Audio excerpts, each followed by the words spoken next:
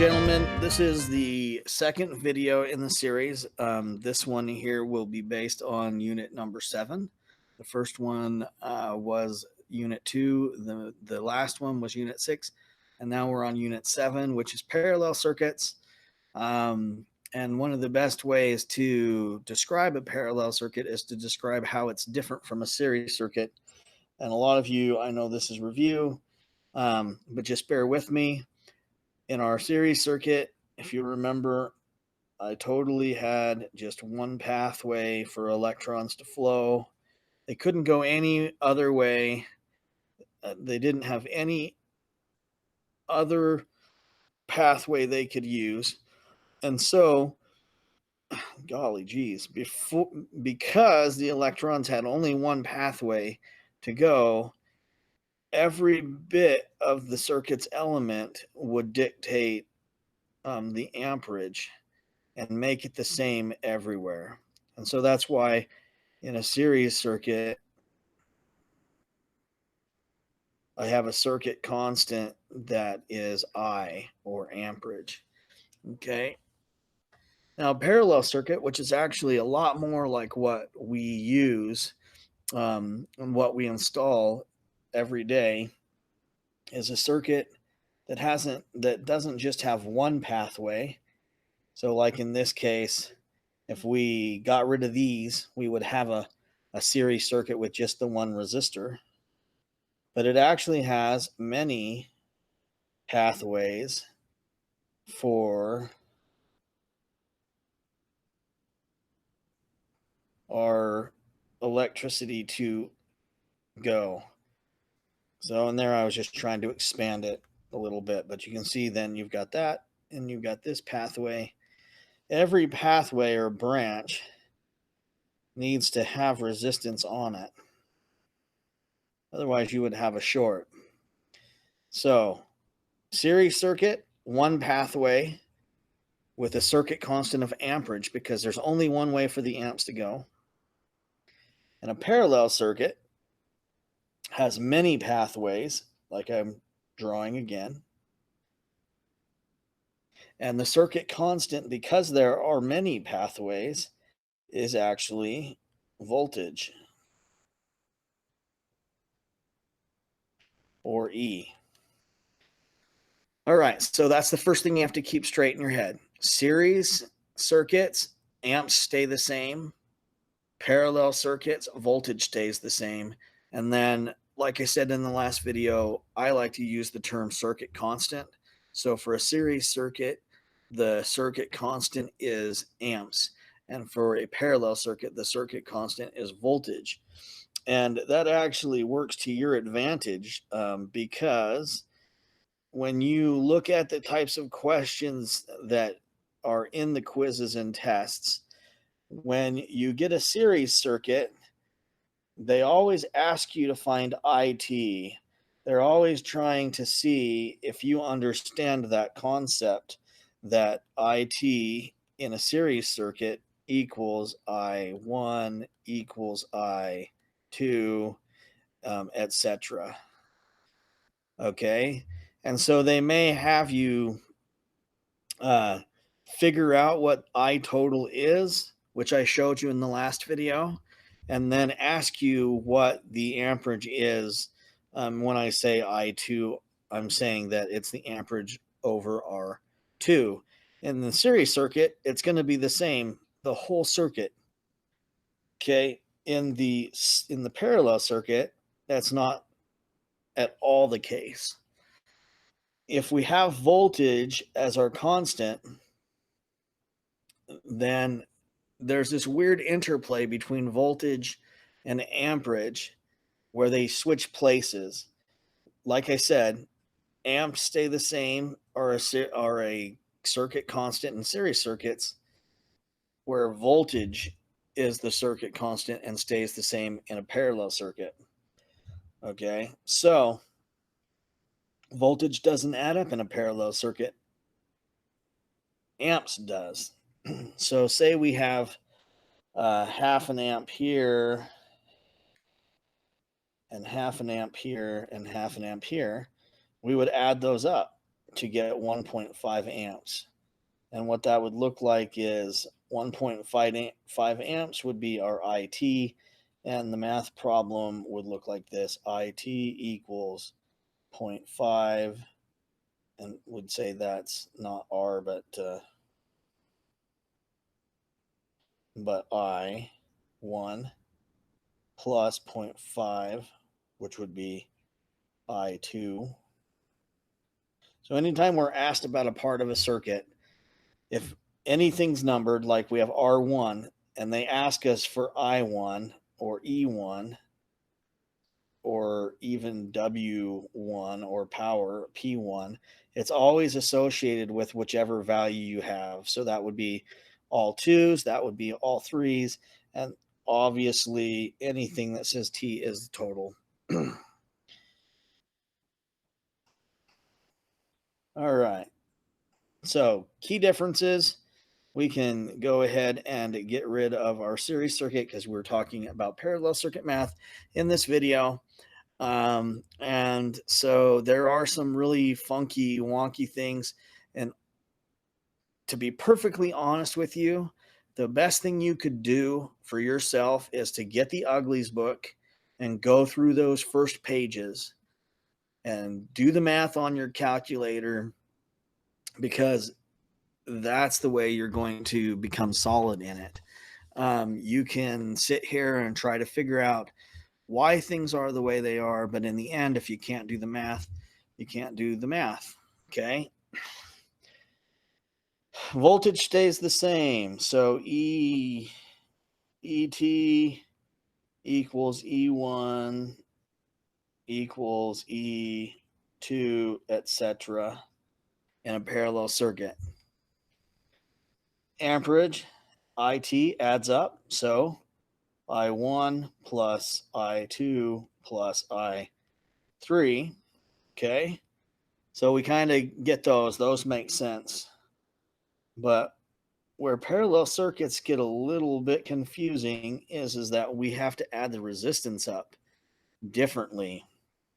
And the reason is because every time you add a parallel branch, you are adding additional pathways. So if I extend the circuit out, you're adding additional pathways for electrons to flow. And it has what we call an inverse effect on the resistance total. So that means I can make at least one hard and fast statement about a parallel circuit that only has resistance, and that is that RT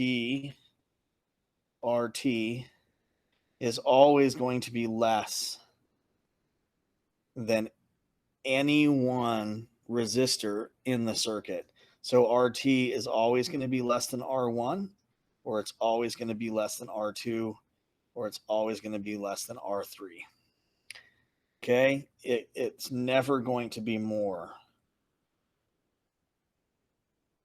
As we add additional paths, or if we have more than just the one branch, that right there would be, if all we had was that, it would make it a series circuit, right? Get rid of that series circuit. Okay. So the way that we add up this resistance is not by simply going R1 plus R2 plus R3 like we would in a series circuit. That's not going to give us the answer, give you frowny faces, because everybody makes that mistake for parallel circuits. But we can't add it up that way, because remember I said that as we add branches to a parallel circuit, it inversely affects the resistance. And so we use this term called the reciprocal, and that's what we add up. Okay. So a reciprocal is going to be kind of the opposite of a whole number. Okay. So say we have 200. The reciprocal of 200 can be simply described as a 1 over 200. All right. So now we have basically the opposite of 200, which is 1/200th. So the smallest and the largest, if that makes sense. Let's give ourselves some values here. Let's say R1 is 10, R2 is 20, and R3 is 30. And we needed to add these resistances up. Okay. We wouldn't be able to just go 10 plus 20 plus 30 equals 60 like we could in a series circuit, because, like I said, each pathway inversely affects the circuit, so that RT is always going to be less than 10, then 20, then 30. Okay. So how do we add that up? The best way is for me to show you on the calculator, but let me show you a visual representation of that. RT equals the reciprocal of 10, which is 1 over 10, plus the reciprocal of 20, which is 1 over 20, plus the reciprocal of 30, which is 1 over 30. Another way that you can draw that is the -1 exponent button. Okay, so -1 plus 30 is -1. And really, this kind of math is easier done in a calculator. And so let me go ahead and open that calculator up, and let's get some stuff cleared out so that we can have a fresh start. I made a video earlier and this wasn't quite working the way it needed to, so hopefully I fixed that.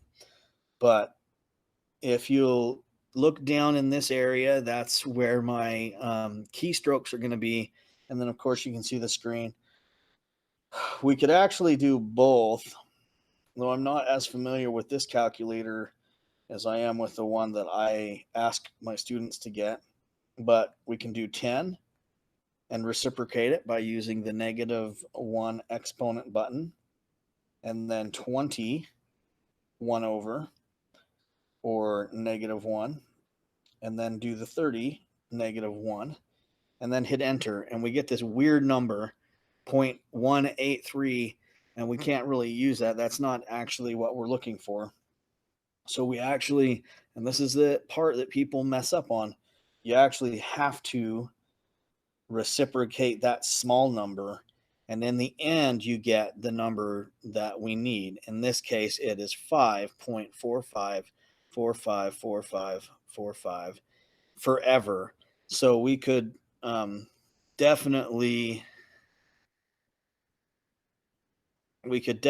just call that RT equals 5.5, right, and just round up.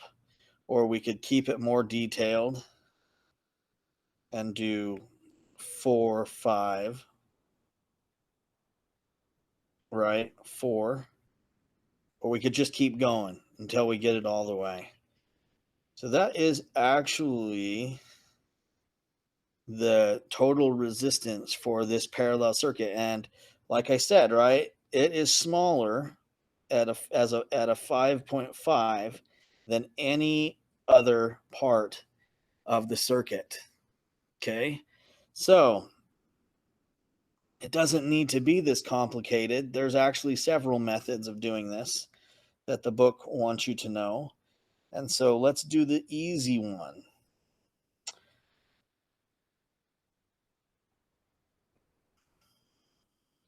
So the easy one would be to say, hey, we've got 3 resistors in parallel and they're all the same. Okay. What would be our RT? Well, we could do it on the calculator. Let's get everything cleared. That would be 10. Hit the -1 button, 10, -1 button, plus 10, -1 button, and hit enter. And we get 0.3, but that's not our actual answer. That's our actual answer, 3 1/3. Well, isn't that just 10 split 3 ways? It is 1/3.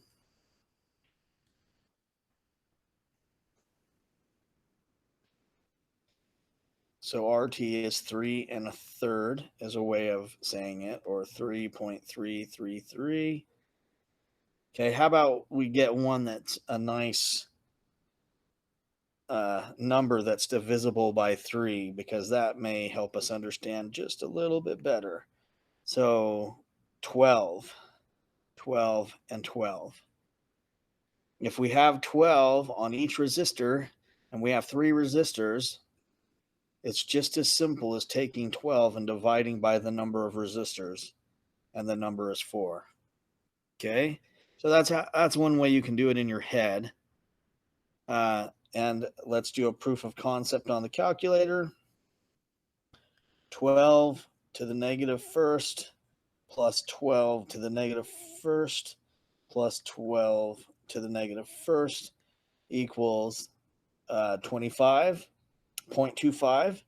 And if we do the negative first of that, which we're changing it from a reciprocal to a whole number, we do get the 4. So hopefully, between these first 2 videos, you guys have a really good grasp on parallel circuit math.